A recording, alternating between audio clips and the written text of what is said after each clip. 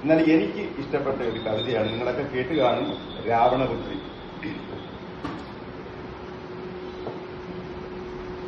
ചായ കുടിച്ചിട്ട് എന്തിയോ?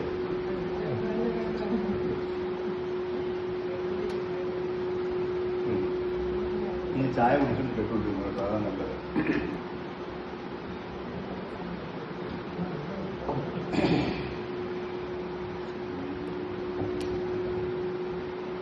യുദ്ധം കഴിഞ്ഞു കബന്ധങ്ങളുന്മാദ നൃത്തം ചവിട്ടിക്കുഴച്ചു രണാങ്കണം.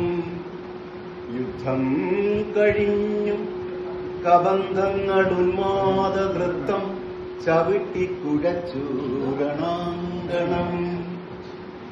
രക്തമൊഴുകിത്തളം കെട്ടി നിന്ന മൺമത്തയിൽ, രക്തമൊഴുകിത്തളം കെട്ടി നിന്ന മൺമത്തയിൽ കാലറ്റി വീണു നിഴലുകൾ.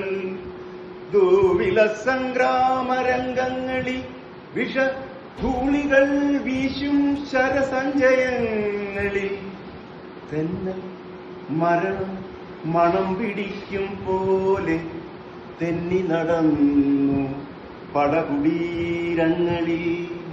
തെന്നൽ മരണം മണം പിടിക്കും പോലെ തെന്നി നടന്നു പടകുടീരങ്ങളിൽ. ആ യുദ്ധഭൂവിൽ നിലം പതിച്ചു, ആ യുദ്ധഭൂവിൽ നിലം പതിച്ചു രാമ സായകമേറ്റു തളർന്ന ലങ്കേശ്വരൻ. കണ്ണില കൃഷ്ണമണികൾ മറിയും മിഴികളിൽ ഉഷ്ണം പുകയും മനസ്സിൻ കയങ്ങളിൽ. മൃത്യു പതുക്ക പതുക്ക ജീവാണുക്കൾ കൊത്തി വിഴുങ്ങും ശിരോമണ്ഡലങ്ങളിൽ. മൃത്യു പതുക്ക പതുക്ക ജീവാണുക്കൾ കൊത്തി വിഴുങ്ങും ശിരോമണ്ഡലങ്ങളിൽ. അപ്പോഴും രാവണനുള്ളിലൊരന്തിമ സ്വപ്നമായി നിന്നു മനോജ്ഞയാം മൈഥിലി. ഓർമ്മകൾക്കുള്ളിൽ മൺശിലം കെട്ടി ഓടി നടക്കുന്നു പിന്നെയും മൈഥിലി. പണ്ട് വനാന്ത വസന്ത നികുഞ്ചങ്ങൾ, പണ്ട് വനാന്ത വസന്ത നികുഞ്ചങ്ങൾ കണ്ടു നടന്ന മദാലസ യൗവനം. അന്നാദ്യമെത്തിപ്പിടിച്ചു കശക്കിയ മന്ദാരപുഷ്പത്തെയോർത്തുപോയി രാവണൻ.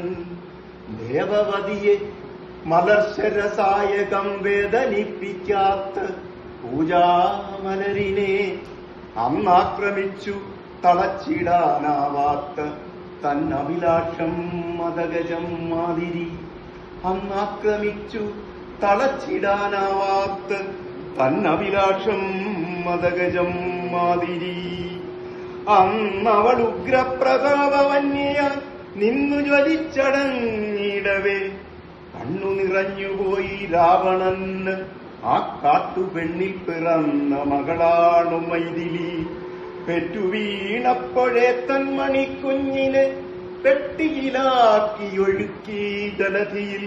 തൻ മനസ്സിൻ തിരകളിൽ തങ്ങിയും പൊങ്ങിയും എങ്ങോ മറഞ്ഞുപോയി പ്രാണഭയവും പിതൃത്വവും ജീവിത വീണ മുറുക്കി.